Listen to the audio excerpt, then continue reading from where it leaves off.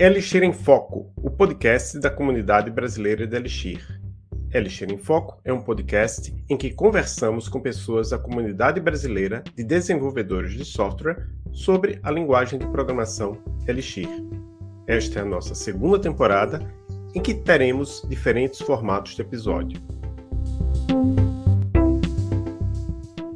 Olá, eu sou Adolfo Neto, professor da UTFPR Curitiba, e estou aqui com Hermínio Torres.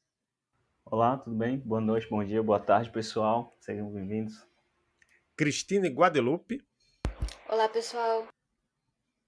Zoe Peçanha. E aí, galerinha alquimista?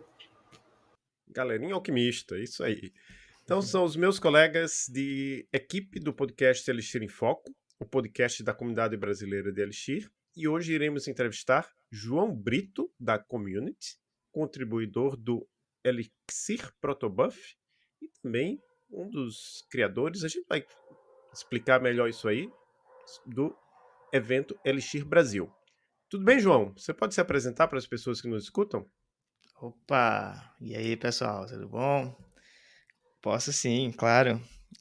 Primeiramente, acho que é bom falar que é uma satisfação enorme estar com vocês, né? É muito bom ver a comunidade brasileira crescendo e tendo um podcast tão sólido e tão influente que nem esse, né? Isso é bem legal. Muita satisfação mesmo. Bom, quem sou eu? Sou o João, tô imerso aí na comunidade Elixir desde literalmente o começo dos tempos pro Elixir, né? E hoje continuo trabalhando com a linguagem, né? Então, talvez tentar falar um pouquinho de onde eu vim, onde que eu tô, como que eu cheguei aqui, né?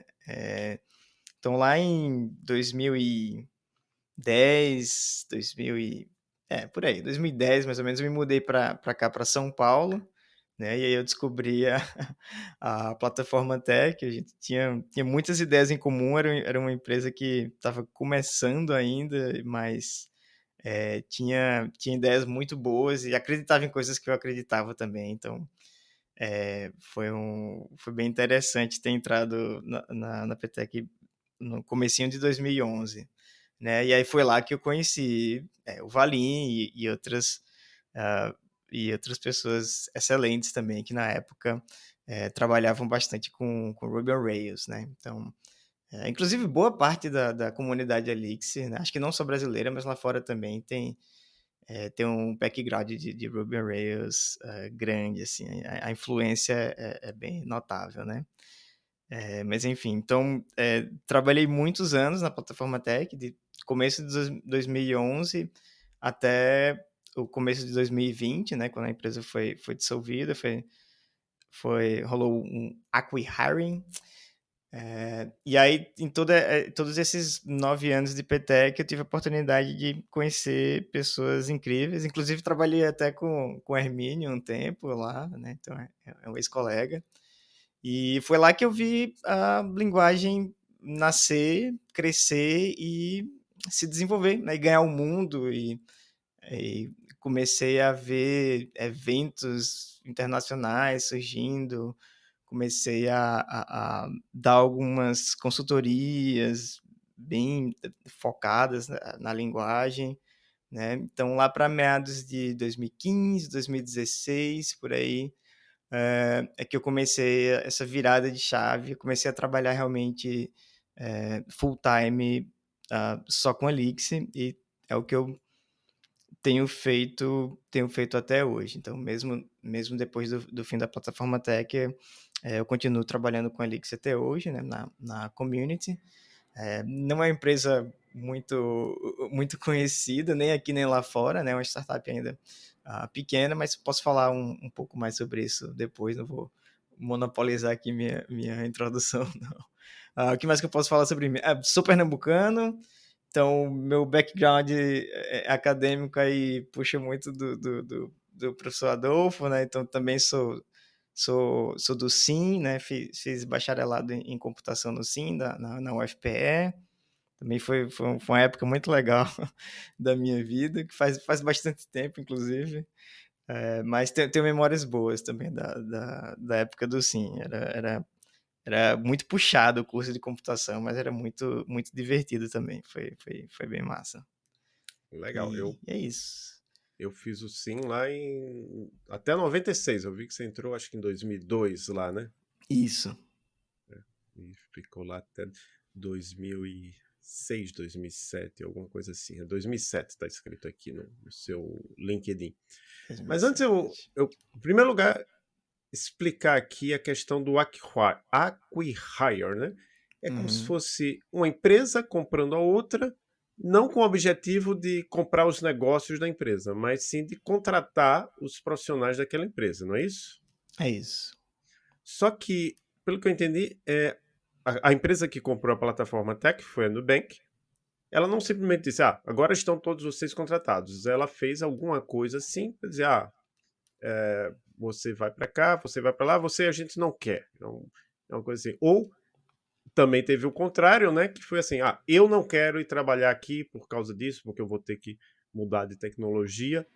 Então, pelo que eu entendi, foi mais ou menos isso que aconteceu. Tanto é que várias pessoas muito boas que a gente conhece da comunidade, que eram da plataforma Tech, acabaram indo para outras empresas, até mais conhecidas, que não, com certeza muito mais conhecidas dentro da comunidade Elixir e Erlang, do que o Nubank. Nubank não.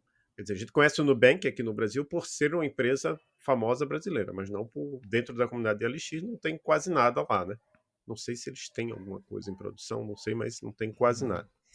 Mas enfim, o que até foi o Hermínio que falou, quer dizer, que teve 2020, essa questão do fim da plataforma até que você tirou um sabático logo depois desse acquihire, e depois você teve Covid. Como é que foi isso aí? O que é que aconteceu, mais ou menos, que você possa contar em 2020?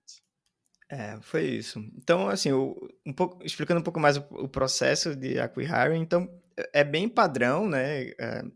Quando isso acontece, a empresa que está fazendo a aquisição, ela vai negociar vários termos com a outra empresa e decidir o que é que vai ser feito, né? Se vão ser estendidas propostas para todas as pessoas que trabalham lá, para partes, e aí períodos também, então é tudo combinado de antemão até ser feita realmente essa transição, né? Então, o que aconteceu com a gente do time de engenharia, né, foi isso. Então, foram feitas propostas para o time, e aí uma parte do time resolveu dar continuidade e ficar na Nubank. Tem muitas pessoas que continuam na Nubank até hoje, estão super bem lá, né?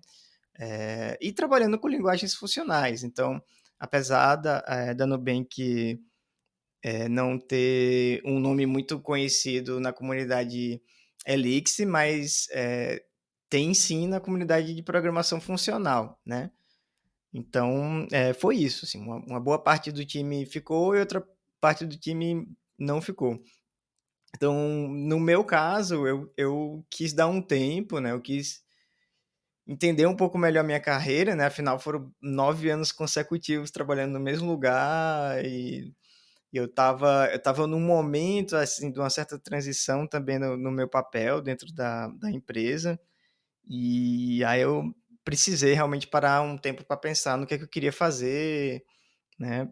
Queria entender melhor qual era o meu momento antes de pular para alguma coisa nova precipitadamente, né?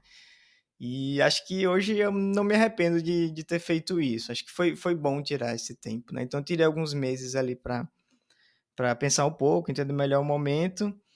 E aí, enquanto eu estava nessa pausa, né, eu comecei a entender que, como um dos co-criadores do Elixir Brasil, como uma pessoa que estava ainda com muita bagagem de Elixir, né, fazer uma transição assim de linguagem teria um custo alto, né? Então tem toda essa questão da comunidade e a questão também individual, do tipo, não quero jogar fora toda essa bagagem de Elixir, eu quero continuar trabalhando com essa linguagem, mas também não quero me comprometer agora com alguma coisa de longo termo. Então, quero trabalhar com uma coisa mais curta e tal.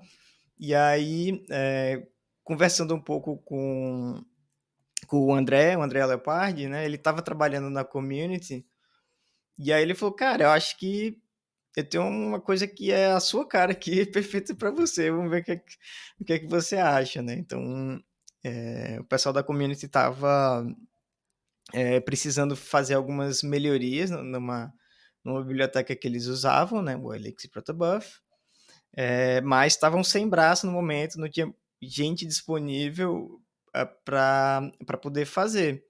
Eu falei, vamos fazer. Tipo, fazer open source é uma coisa que eu acho muito bacana. Eu nunca tive muitas oportunidades de fazer open source nessa maneira, né? Com um contrato, de forma patrocinada, digamos assim, e por um período fixo, né? Estabelecido. Então, quero experimentar, vamos ver como é que rola isso aí, tá certo? E deu super certo. Acabou que, né, a gente combinou algumas melhorias que a gente queria fazer na biblioteca, consegui fazer, o pessoal gostou muito do trabalho e aí resolveram estender uma oferta para um cargo permanente na empresa. E aí foi assim que eu entrei na community, através dessa porta aí do open source. Então foi uma experiência bacana. E tô lá até agora. Legal. Antes de eu passar a pergunta pro Hermínio, eu só queria lembrar que você falou assim, do Nubank, o que eu falei, ele não é muito conhecido na comunidade de Elixir, mas em compensação em Clojure, né? Eu acho que tem renome mundial, porque é um dos Com principais. certeza. O principal, de longe. Eu acho que é a principal empresa no mundo que usa Clojure, e inclusive eles compraram Compraram a o Cognite. Cognitect, que é uma empresa do Stuart Holloway, do criador do Clojure, né? Que é o Hitchhiker. Eu nunca sei. Então, Hitchhiker, né? Então. E tem muita gente, assim, excepcional lá, né? Não sei se o Chalinsky ainda tá lá, mas o David Chalinsky, que é uma das pessoas que mais influenciou a comunidade Ruby on Rails também no passado, né? O criador do RSpec, a ferramenta de testes para o Ruby on Rails, também estava lá já há um bom tempo. Não sei se ainda está lá, mas enfim, grandes nomes. Legal. Então, Hermínio? João, pode contar um pouco sobre as tuas contribuições, né? O que você fez para o Elixir Protobuf, né? E o que isso tem relacionado com a community. Se puder, claro. Claro. Bom, tudo open source, né? Então não tem o que esconder, né? Dá para ver. Mas, enfim, na época, as maiores dificuldades que eles estavam tendo eram mais relacionadas a performance para deserializar e serializar dados, né? E algumas features que ainda não tinha suporte, eu acho que a mais importante era suporte a JSON, né? Então, não sei se vale a pena dar um passo atrás aqui e explicar um pouquinho mais sobre Protobuf para quem está chegando agora, né? Então, vou tentar resumir aqui de uma maneira bem rápida para quem nunca ouviu falar. Então, Protobuf, ou Protocol Buffers, né? É um conjunto de ferramentas do Google que te ajuda a serializar e deserializar dados de uma maneira bem rápida, bem performática. Então, como que funciona? Você define alguns esquemas, né, de como que você vai representar os seus dados e aí ele vai transformar aquilo em binários bem compactados. Você consegue transferir isso pela rede de uma maneira eficiente, né? E aí o grande tchan é que ele gera código em diversas linguagens. Então, se você tem um serviço Elixir que precisa se comunicar com um serviço Java, a partir da mesma definição de esquema, você vai gerar o código Elixir e o código Java nas duas pontas, e aí, independente de como você trafega esse dado na rede, um serviço vai conseguir entender o que o outro está falando. Acho que, em linhas gerais, bem abstrato, é isso, né? Então, cada linguagem, ela é um plugin, né? Então, tem plugins que são mantidos pela própria Google, né? A Google que é dona, digamos assim, entre aspas, do Protobuf, Então, a Google mantém alguns plugins oficiais. Então, Golang, acho que JavaScript, Python também, C++, todos esses são plugins oficiais.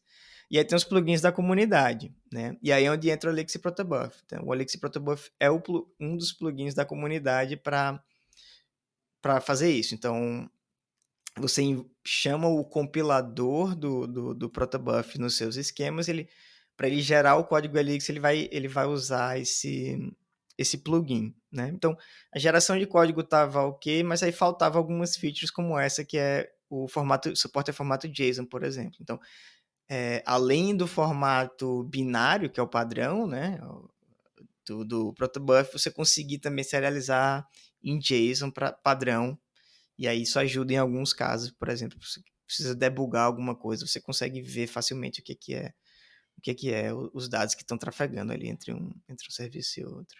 João, no começo da gravação você falou que você trabalha na Community e que ela é uma empresa ainda pouco conhecida. Você pode falar um pouquinho mais sobre o que é a empresa, o que ela faz e como que ela usa a Elixir em produção? Boa, é verdade. Eu, por exemplo, não conhecia a Community, né, antes de entrar lá. Mas, assim, resumidamente, o que a gente faz? Então, é uma plataforma de marketing digital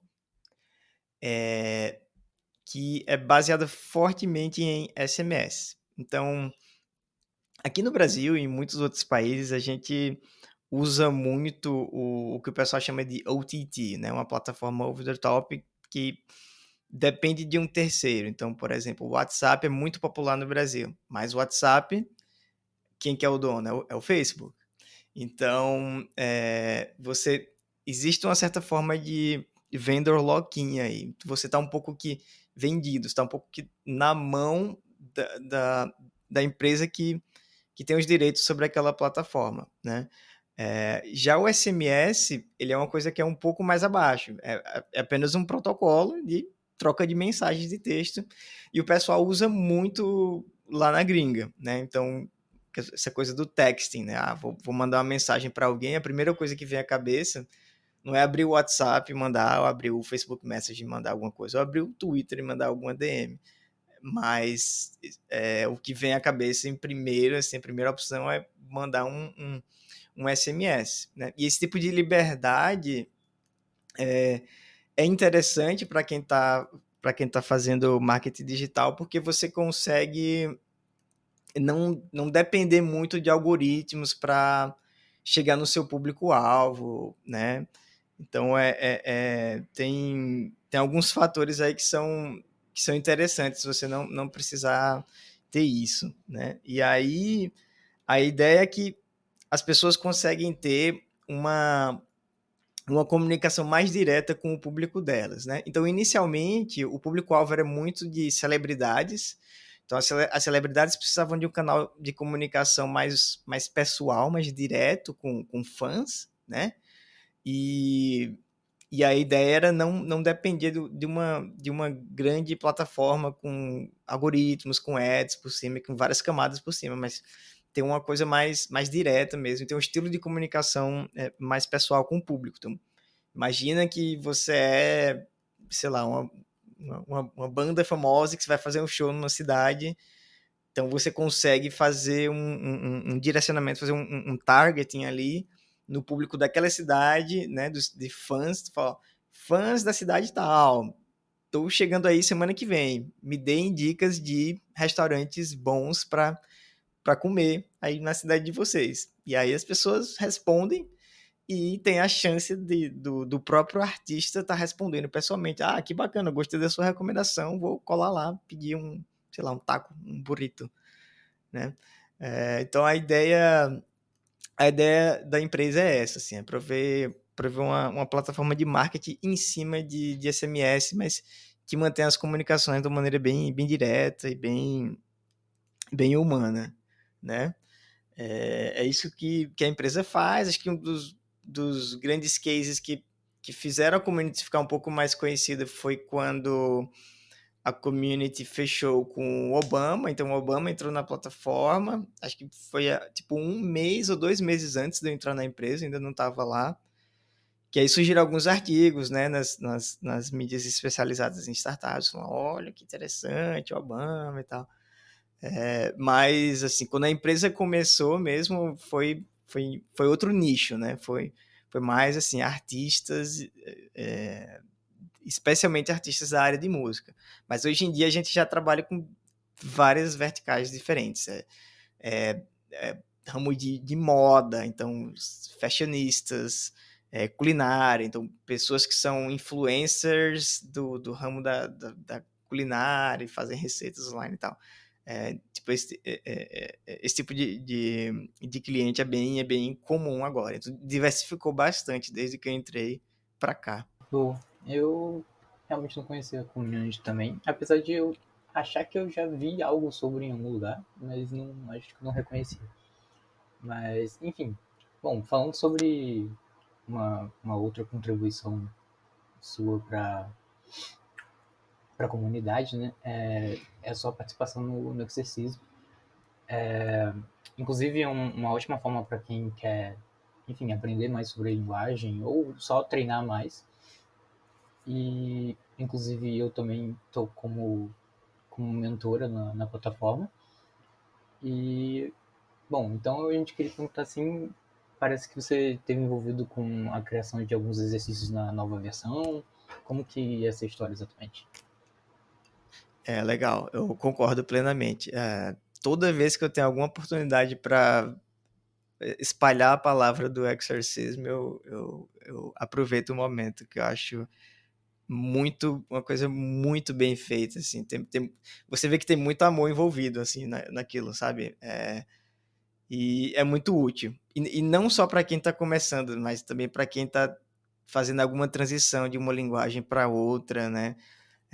Não é só aprender sobre algoritmos, aprender sobre lógica, mas é também muito aprender boas práticas, né, através da mentoria, e aprender também sobre a biblioteca padrão de uma linguagem nova que você não conhece ainda. Então, tipo, como que eu percorro uma lista nessa linguagem nova? Na que eu sei é assim, nessa aqui eu não sei ainda. Então, é aquele incentivo para a pessoa estudar e buscar mais como que faz as coisas através de um desafio, né? Então, acho muito bacana, assim, a plataforma, muito bem feita, né? Muito robusta, assim. Então, acho bem legal e por que não contribuir, né? Na verdade, a pergunta não é por que contribuir, é por que não?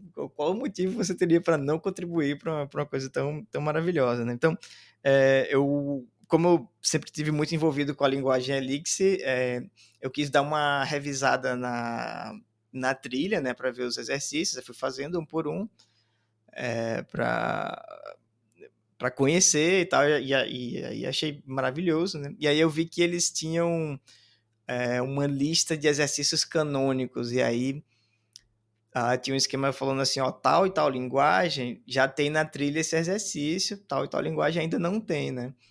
Aí eu vi uma oportunidade ali para fazer uma pequena contribuição, né? E aí eu adicionei, eu acho que um exercício de cálculos com letras lá, era um dos exercícios que estava faltando na trilha Elixir, eu adicionei.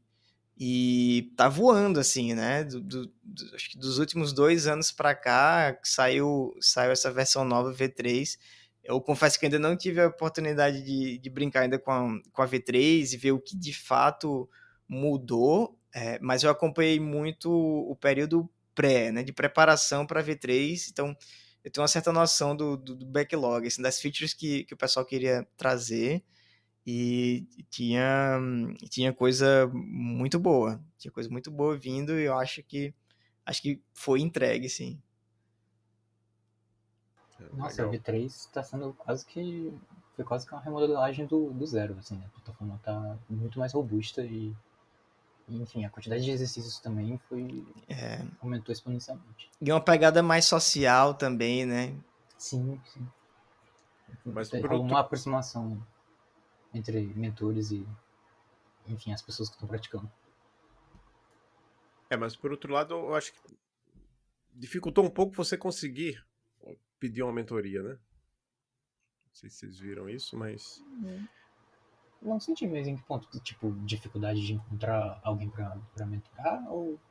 Não, uma pessoa novata que queira pedir uma mentoria, ela tem que passar por mais etapas. Dificultou um pouco mais. Mas, não é nada assim do outro mundo, não.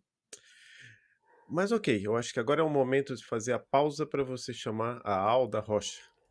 Tá bom, vou lá buscar, peraí. Deixa eu... Então, agora a gente recebe uma convidada especial aqui na entrevista, a Alda Rocha, que é Design Lead na Raia Drogasil. Alda e João são os criadores da conferência Elixir Brasil. Cristine. Alda, João, como que surgiu a Elixir Brasil? Nossa, pergunta difícil. Tá, vamos lá. Eu acho que veio muito de um movimento da gente ter um evento nosso, porque a gente percebia que a maioria dos eventos que aconteciam falando sobre Elixir eram gringos, né? E aí a gente sentiu essa necessidade de se juntar como comunidade para falar coisas em português. Eu acho que essa foi a maior motivação, na verdade, né? Lá em 2016 já existia a ElixirConf e já era um evento grande, né? Então a gente olhou assim, a linguagem foi criada, né, por pessoas brasileiras, então por que não, né, ter um evento também brasileiro? E a gente percebia que assim era muito custoso para as pessoas se sentirem fazendo parte da comunidade, porque era tudo muito lá fora, os custos para você viajar para um evento estavam todos em euro ou em dólar.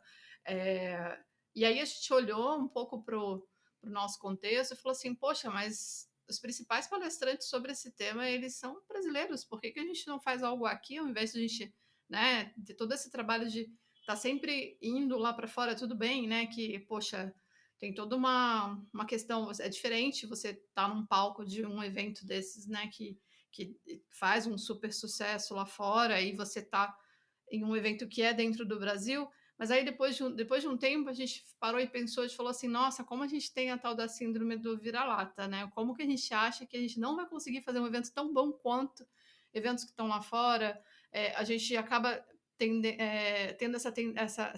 se levando, né, para achar que a gente não vai conseguir fazer algo que seja tão respeitado quanto os eventos que acontecem lá fora. Então, a gente passou por esse momento, a gente passou por esse processo, mas a gente entendeu que valia a pena. Mesmo que a gente não fizesse sucesso, mesmo que, tipo, ninguém lá fora conhecesse a gente, estava tudo bem, porque a gente entendia que dentro do Brasil era importante a gente ter esse momento e esse espaço para poder conversar com a comunidade falando em português, para poder conversar com a comunidade com temas que são mais básicos. E aí vem um pouco do como tudo isso nasceu, foi muito em tentar trazer pessoas novas para a comunidade e falar coisas mais simples com ela, sabe? Do tipo, conseguir explicar, conseguir se comunicar e conseguir dizer o que é a linguagem em si, para que ela serve, e quem são as pessoas que estão trabalhando com isso. Então, veio muito com esse viés. Acho que esses foram os dois maiores pilares mesmo, assim, algo para o Brasil, feito no Brasil, e também trazer esse viés de trazer gente nova, né? Que é algo que a gente sabe que é muito difícil, mas ao mesmo tempo é muito necessário, né? Então, a gente está com uma fenda aí enorme, um gap enorme, né, no mercado de tecnologia. Então, muitas vagas que precisam ser preenchidas e pouca gente, né? Então, qualquer oportunidade que a gente tem para fazer uma pequena contribuição, ajudar um pouco com isso, né? Vamos pegar, vamos fazer. E uma coisa que me chamou a atenção, principalmente na primeira, mas também na segunda, né? Eu estou falando das presenciais, porque infelizmente a gente só teve 2 presenciais. foi assim, o esforço muito grande em trazer diversidade para o lado dos palestrantes. Isso foi Sim. uma preocupação desde o início de vocês, certo? Sim, sim. A gente entendia que o evento era uma oportunidade, era tipo uma página que não tinha sido preenchida ainda, né? Dentro do contexto de tecnologia, como a gente era o nosso primeiro evento, a gente não tinha ainda aqueles casos, né, de ai, olha como essa grade não está diversa, não está inclusiva. A gente não tinha tido ainda o histórico desse, né? Era o primeiro evento, então a gente conversou bastante sobre isso e o quanto que a gente queria começar já com esse pilar de diversidade acontecendo. Que a gente conseguisse mostrar para a comunidade que dá um trabalho, porque no fim das contas você tem que, né, entrar em contato com as pessoas, motivar, até incentivar essas pessoas, porque na maioria das vezes elas nunca foram convidadas para palestrar, elas não tiveram essa oportunidade ainda. Então você tem todo um trabalho de mostrar para essa pessoa que é seguro, que a gente vai estar lá e que tudo bem. Ah, mas eu vou falar alguma coisa e imagina, sei lá, exemplo, o Valim vai estar assistindo, ele vai, né? O que ele vai pensar do que eu vou falar? E a gente tentar tranquilizar essa pessoa de que tá tudo bem, de que é isso mesmo, sabe? E depois que a gente abre essa porta, normalmente a pessoa não para de palestrar, porque ela gosta desse contexto, ela acaba se envolvendo com a comunidade, então a gente entende que acaba sendo um caminho meio que sem volta, né? A pessoa entra na comunidade, ela acaba se envolvendo com todas as questões, né? E os eventos e tudo que acontece em volta da comunidade em si, e ela tá ali. Então, tipo, ela palestra uma vez, ela acaba palestrando duas, três, e a gente entende que não é uma regra, né?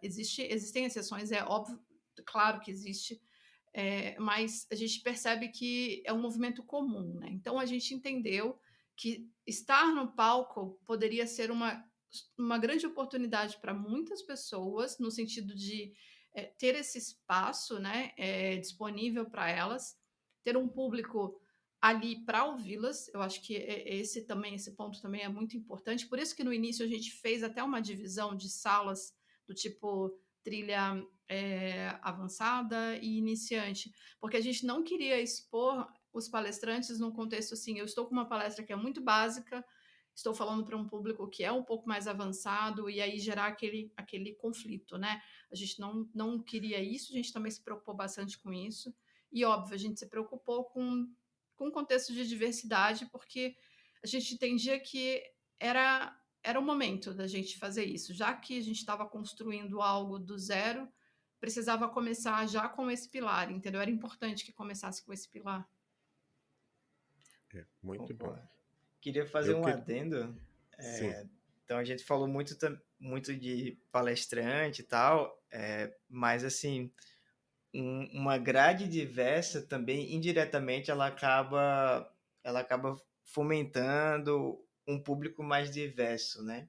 Por toda essa questão da representatividade. Então, se a grade é diversa, significa que o evento está dando um recado aqui para o público também. E aí isso acaba se tornando um ciclo virtuoso, né? Então, à medida que as pessoas vão sendo inseridas na comunidade, elas vão ficando mais à vontade para dar passos cada vez maiores e abrindo porta atrás de porta até elas, né, conseguirem chegar em lugares que elas nunca imaginariam há pouquíssimo tempo atrás.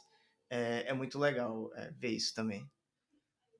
Eu só queria passar a palavra para a Zoe, deve ter alguma pergunta para fazer, mas porque ela falou uma vez aqui o seguinte, ouvindo as pessoas comentando da Elixir Brasil, falar saudades do que eu não vivi, porque de todo mundo que está aqui do podcast, né, só eu que realmente participei fisicamente do 2018 e 2019.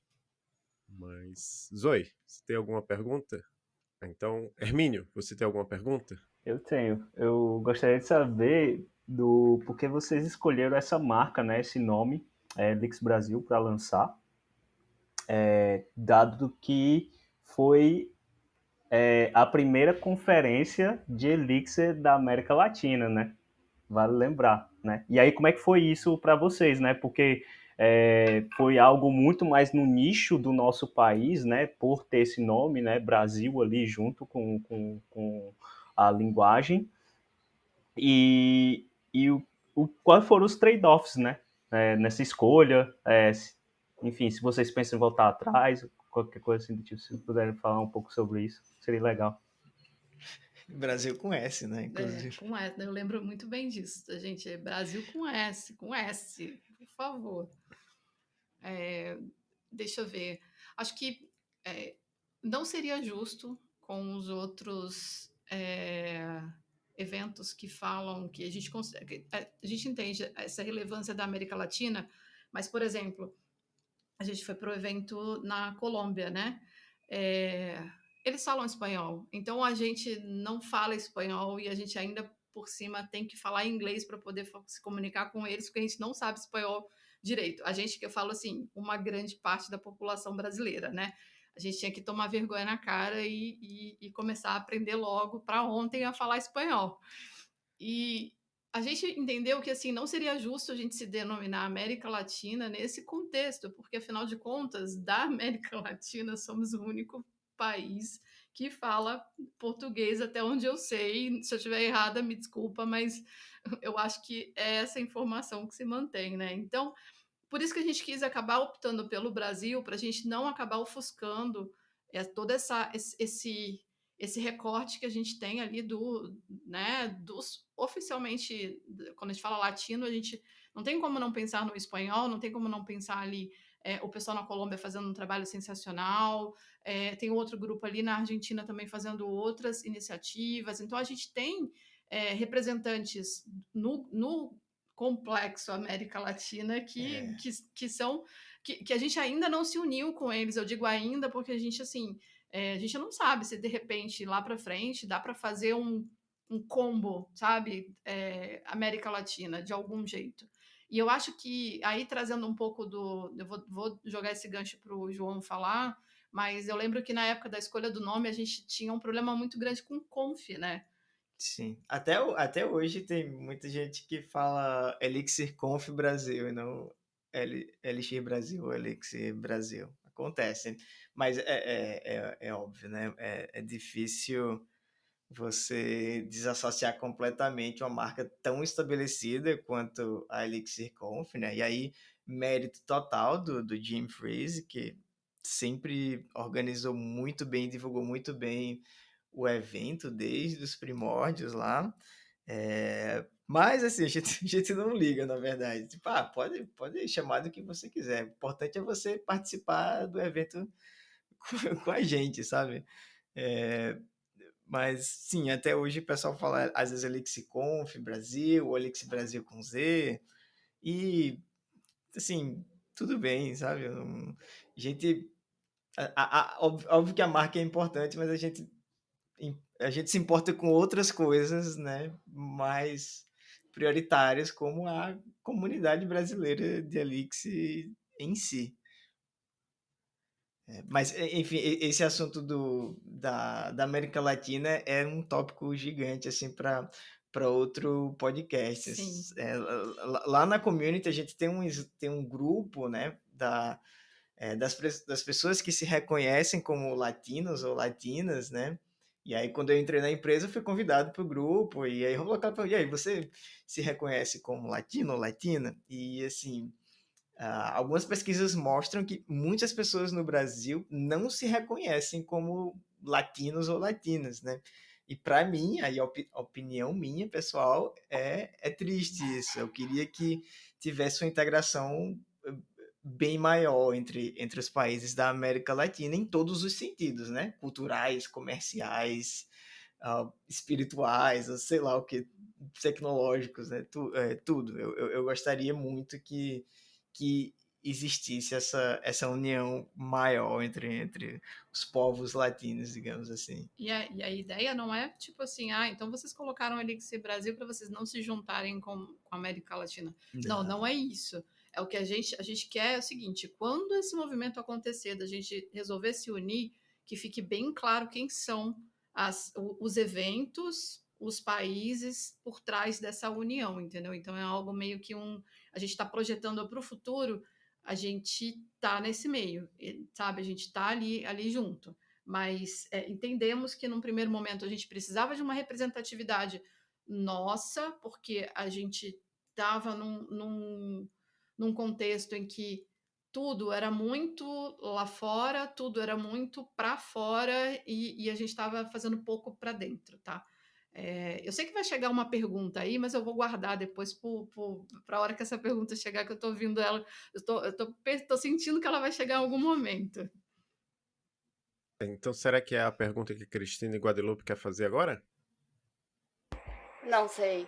Mas uma coisa assim que eu acho que fica um pouco oculto, quando a gente fala assim, os criadores da Elixir Brasil, parece algo muito glamouroso. Depois que o evento acaba, é muito fácil dizer o que deu certo, o que deu errado.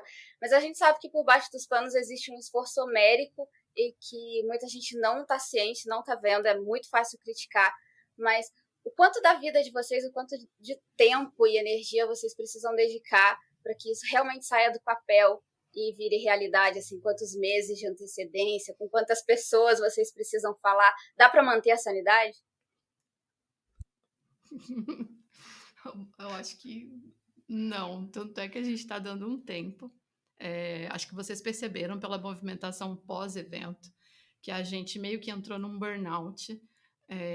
Mas aí, assim, não vou dizer que a culpa é do evento. A culpa é do contexto que a gente está.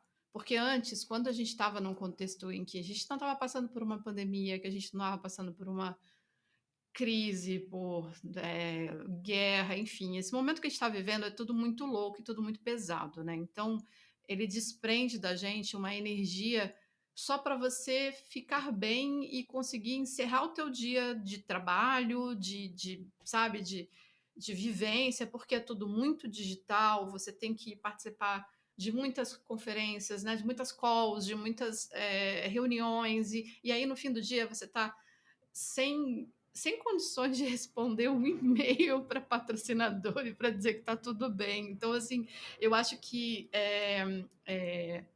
seria muito fácil a gente contratar uma equipe para tomar conta do evento. Assim, hoje a gente já avançou em alguns passos, tá? Então, por exemplo, vocês perceberam que a identidade visual do evento não é mais aquela que a gente faz em casa quando a gente tá com tempo. A gente contratou uma pessoa para fazer a identidade.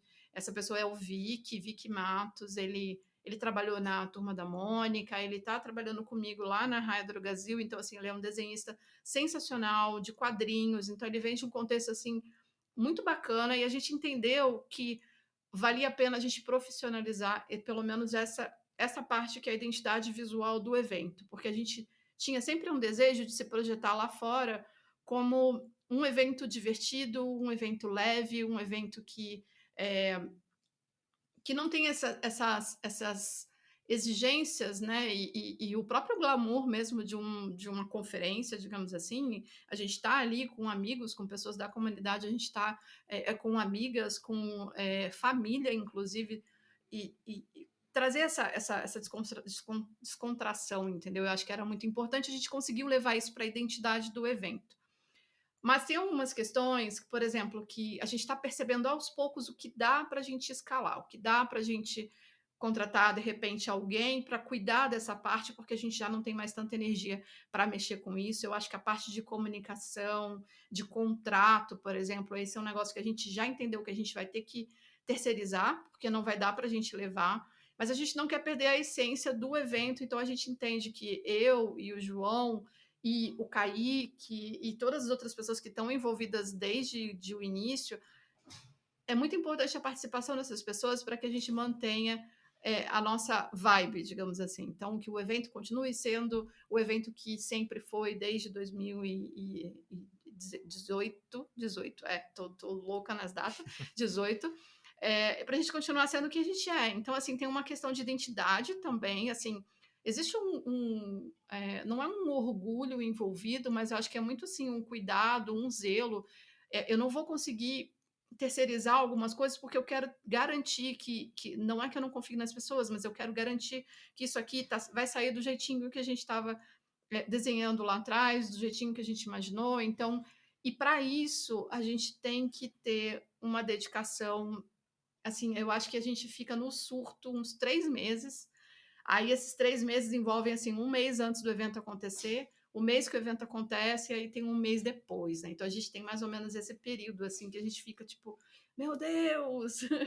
E é tudo muito louco, a gente só fala de evento, a gente respira evento, a gente dorme, tem pesadelo com o evento, tem sonho com o evento, então a gente vive essa coisa do evento o tempo inteiro. Eu acho que vocês percebem porque, assim, por exemplo, dá para perceber nas redes sociais, que é quando elas começam a ficar um pouquinho mais ativas, que a gente começa a engajar vocês, então a gente começa a conversar todo mundo. Então, é quando a gente começa a colocar o evento como se ele fosse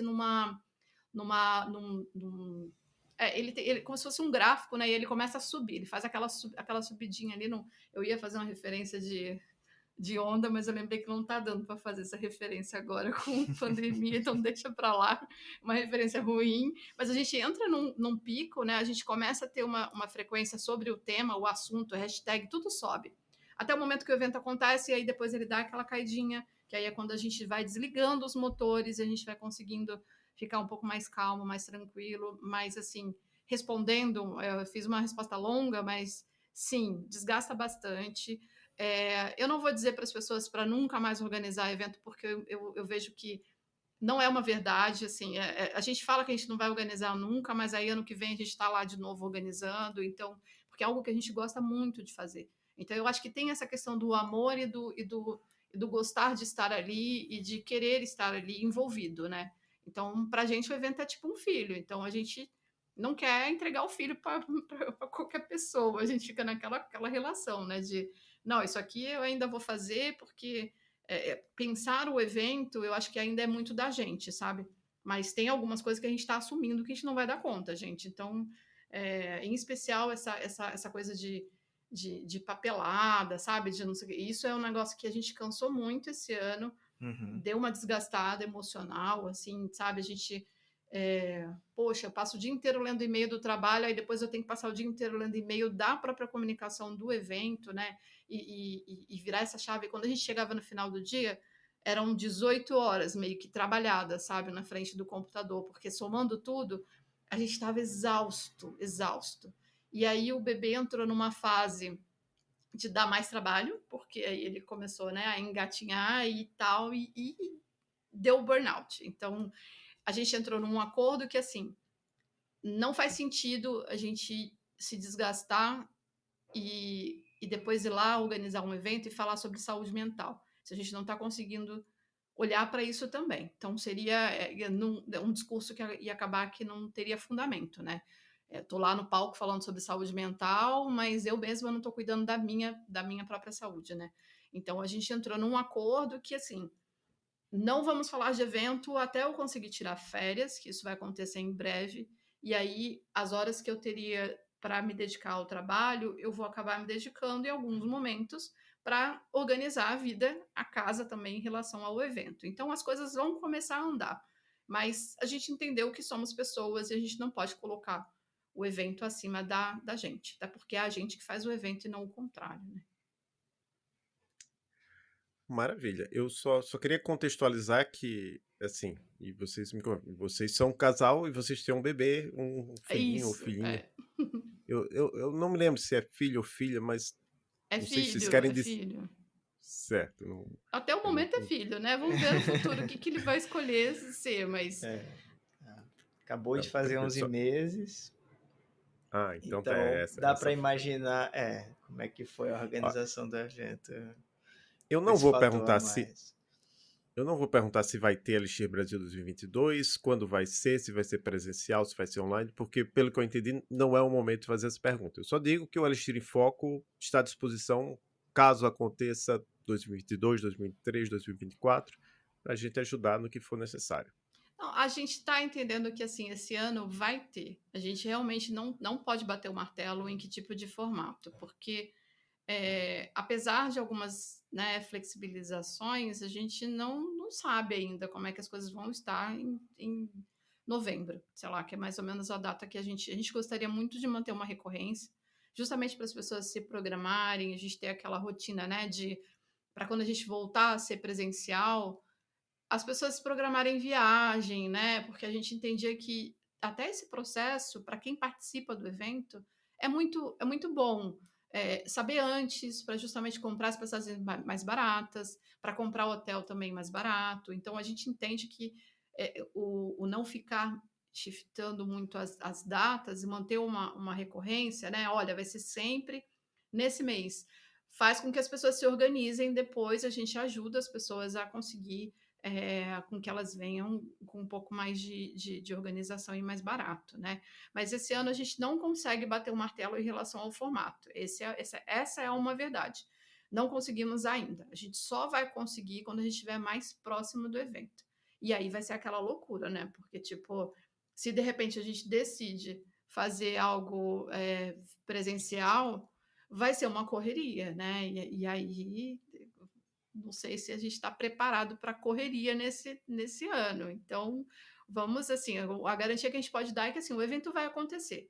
A gente já entendeu o formato online, como que ele funciona. A gente já está confortável, um pouco mais confortável, né, em relação ao formato online.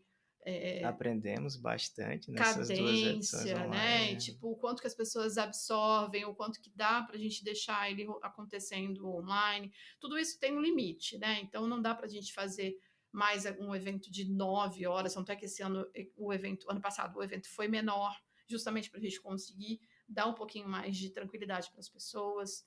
Então eu acho que tem aprendizados aí. A gente vai mudando. Assim, o bom do evento ser nosso é que a gente pode ir mudando e adaptando, né? E testando algumas coisas e alguns formatos.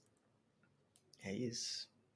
Queria só dar uma certa mensagem de segurança para as pessoas, assim, a gente tá pausado agora, mas as coisas estão engatilhadas para quando a gente tiver um pouco mais de condições, a gente dá continuidade. Então, os brindes, por exemplo, né, que as pessoas perguntam muito, cadê o... Tá tudo aqui em casa, tá? Tão as caixas ali cheias de caneca e camiseta. A gente só precisa ter tempo para, né, empacotar, etiquetar e despachar. Então, assim, estamos ainda nessa etapa de se recuperar um pouco mentalmente de todo esse desgaste que foi, né? Que tem sido, né? Então, não é só o evento, mas como você falou, o mundo todo está um piscinão de incertezas, assim, né? Tá difícil cravar alguma coisa. Então, essa sensação de incerteza aumenta também o nível de estresse da gente, né? A gente não sabe mais como que a gente consegue se planejar para um futuro médio prazo, assim. Então, isso também aumenta o estresse da gente de uma maneira indireta, né? Mas é isso, assim, concordo plenamente com o que você falou, tem sido muito difícil fazer todo esse malabarismo aí, não deixar nenhum pratinho cair, né? A gente deixou vários pratinhos caírem e estamos aprendendo no processo, né? Como qualquer ser humano, né? A gente também tem que aprender a errar, a se recuperar E tá tudo bem, né? Então, É uma frase que eu falo bastante no final das coisas. Eu falo, gente, tá tudo bem, tá tudo bem. Eu acho que a comunidade, a gente abraçou tanto a comunidade e não é que eu espere algo em troca, mas eu acho que todo mundo entende, sabe? Todo mundo entende ter um bebê e esse bebê precisar de atenção. Todo mundo entende a gente trabalhar e a gente ter que trabalhar. Tipo, nenhum dos dois pode abrir mão do trabalho. Eu estou num processo na minha carreira em que agora finalmente eu estou conseguindo estabelecer uma senioridade um pouco maior na minha área, que é um pouco mais difícil, né? Então, tipo, a gente está vivendo momentos assim em que a gente não quer abrir mão do evento de jeito nenhum, mas a gente precisa pausar justamente para a gente conseguir respirar e conseguir estar com cabeça para retomar, porque a gente entende que não dá para fazer um evento mais ou menos. A gente não quer, a gente não gosta de fazer evento mais ou menos.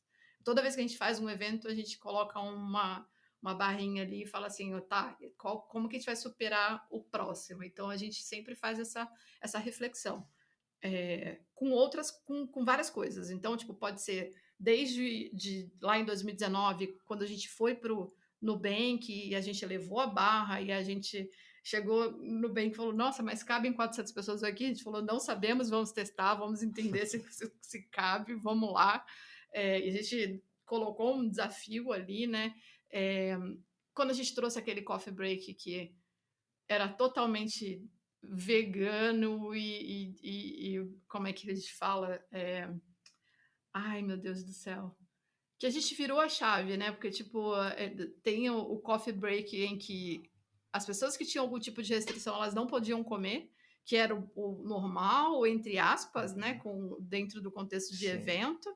E aí a gente resolveu falar assim, não, por que a gente não pode inverter essa conta? Por que ao invés de a gente colocar as pessoas que têm restrição num papel de não conseguir comer o que a gente está oferecendo, vamos tentar fazer com que as pessoas que não provam essa alimentação experimentarem, vamos testar, vamos ver que o máximo que vai acontecer é todo mundo deixar o feedback mega negativo lá sobre a comida. É isso. Acho que teve uma pessoa só que não acho que gostou, tiveram, tipo, no máximo 3 pessoas, tá, gente? Só pra vocês entenderem um pouco, tipo, todo mundo gostou muito. Então, acho que a gente sempre se desafia, tá? Então, esse ano, acho que o nosso maior desafio vai ser manter a cadência, fazer com que o evento aconteça no mês certo, tá? E a gente conseguir estar mais organizado quando essa data chegar. Então, e sem sufoco, sem aperto.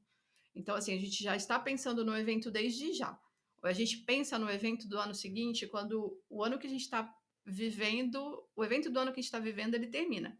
Então, eu estou encerrando a apresentação da Elixir Brasil 2021, eu já estou pensando na 2022. E a gente já se prepara, já se planeja para isso. Mas esse ano foi puxado, foi pesado, então a gente resolveu pausar justamente para a gente conseguir sobreviver e chegar lá em 2022. Joia. João Brito Alda Rocha, muito obrigado por participar do Elixir em Foco. Vocês querem deixar alguma mensagem final para a comunidade brasileira ou falante de português de Elixir? Eu quero. Inclusive, achei que a pergunta ia chegar, mas ela não chegou. Mas normalmente as pessoas perguntam por que a gente abraça palestras em inglês, tá? Já que a gente fala tanto sobre português, né? Então, por que temos keynoters que são em inglês? A gente entende que a gente precisa fazer uma troca. Então, para que o mundo conheça a gente, eu acho que a gente também tem que abraçar um pouco o mundo. Então, é um pouco dessa troca que a gente se propõe a fazer. Quando o evento era presencial, a ideia era que pessoas de fora viessem para o Brasil e elas conhecessem o Brasil, conhecessem a nossa comunidade, conhecessem as pessoas. A gente continua com essa proposta, a gente quer manter essa proposta de novo. Então, a gente chama grandes nomes que possam ser keynoters. Normalmente, eles são internacionais porque a gente quer apresentar o Brasil para eles, a gente quer mostrar o que a gente tem para fazer, o que a gente tem fazendo, né? E o que a gente tem aí no contexto de comunidade. Então, é uma troca e a gente está confortável com isso. Então, o que eu queria deixar um recado é que nunca foi sobre lá fora, sempre foi sobre vocês, sobre o Brasil, sobre a gente, e a gente conseguir se ajudar e a gente conseguir se motivar para estar junto e crescer, porque eu acho que essa comunidade tem muito potencial, muito mesmo. Eu vejo como uma virada de chave na vida das pessoas, fazer com que uma pessoa que está entrando e está começando com a linguagem, ela consiga arrumar um emprego que seja aqui dentro, que seja lá fora, mas que ela consiga pagar suas contas, que ela consiga, né, ter uma vida de qualidade, dar uma vida boa para a sua família também. Então, a gente entende que isso é importante.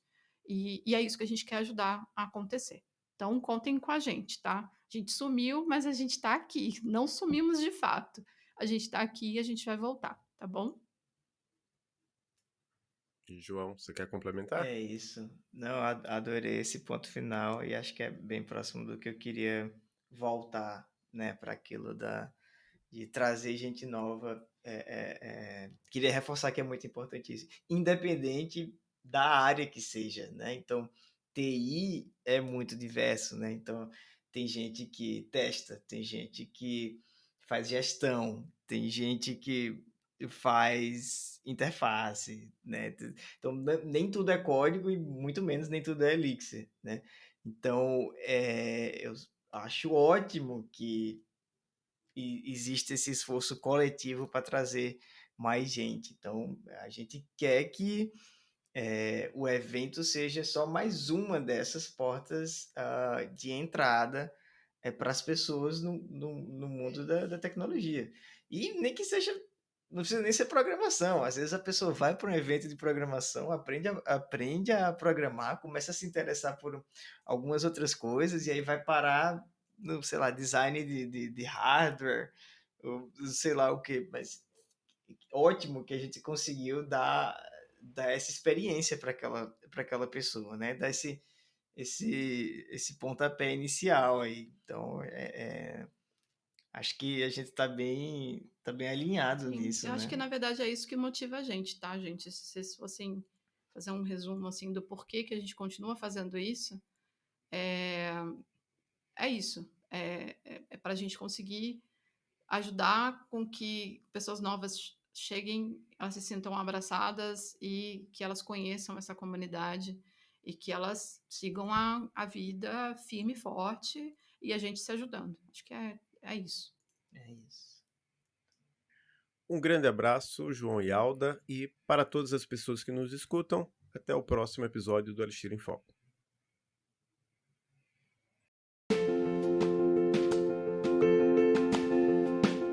Obrigado por escutar mais um episódio do Elixir em Foco. Estamos no Twitter, @Elixir em Foco, e temos um site, elixiremfoco.com. Até o próximo episódio.